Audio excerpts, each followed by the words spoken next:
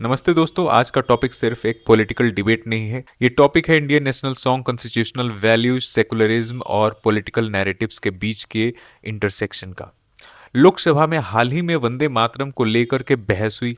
एक तरफ प्रधानमंत्री नरेंद्र मोदी और दूसरी तरफ अपोजिशन में एमपी प्रियंका गांधी। लेकिन हमें उनके बहस से कुछ ज़्यादा मतलब नहीं रखना है, हमें बस पॉइंट से मतलब रखना है, हमें अपने एजुकेशनल पॉइंट ऑफ व्यू से मतलब रखना है। ठीक है, तो हम देखते हैं ये डिबेट का हिस्टोरिकल कॉन्टेक्स्ट क्या है, कॉन्स्टिट्यूशनल पोजीशन क्या है और नेशनल आइडेंटिटी का पर्सपेक्टिव से इसका इंपॉर्टेंस क्या है। सबसे पहले बात बता दे कि चूंकि बात वंदे मातरम के लिए हुई है, तो वंदे मातरम लिखा गया था 1875 में बंकिम चंद्र चट्टोपाध्याय द्वारा।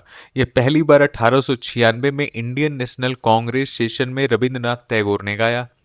स्वाधीनता आंदोलन के समय यह सिर्फ एक गीत नहीं था, यह नेशनल अवेकनिंग का सिंबल था। लेकिन 1930 में यानी 1930s में कम्युनल सेंटिमेंट्स और राइजिंग आइडेंटिटी पॉलिटिक्स की वजह से ग्रुप्स ने ऑब्जेक्शन उठाया कि गीत के कुछ हिस्सों में धार्मिक संदर्भ है। यही पहली बार इस सॉन्ग पर डिसएग्रीमेंट आया था। अब हम देखते हैं कॉन्स्टिट्यूशनल एंगल। ठीक है, जो यूपीएससी के लिए प्रिपरेशन करते हैं उनके लिए, मेंस के लिए बहुत ज्यादा इंपॉर्टेंट है। अब सवाल यह है कि क्या वंदे मातरम नेशनल एंथम है?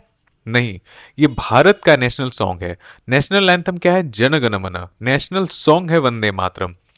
आर्टिकल में डायरेक्टली मेंशन नहीं है, लेकिन कॉन्स्टिट्यूएंट असेंबली में इसे एक्सेप्ट किया गया था, यानी moral plus symbol constitutional status है। इसका इंपॉर्टेंस है, इसका इंपॉर्टेंट क्या है, कोई कानून नहीं है जो नेशनल सॉन्ग गाना कंपलसरी करता हो। सुप्रीम कोर्ट ने भी कहा है patriotism can not be forced. ठीक है, जो कि श्याम नारायण चौकसी केस 2017। अभी करंट डिबेट क्या है? लोकसभा डिबेट में दो मुख्य नैरेटिव दिखे। पहला नैरेटिव जो दिखा गवर्नमेंट की तरफ से, पीएम मोदी ने कहा कांग्रेस ने 1937 में गीत को फ्रेगमेंट किया।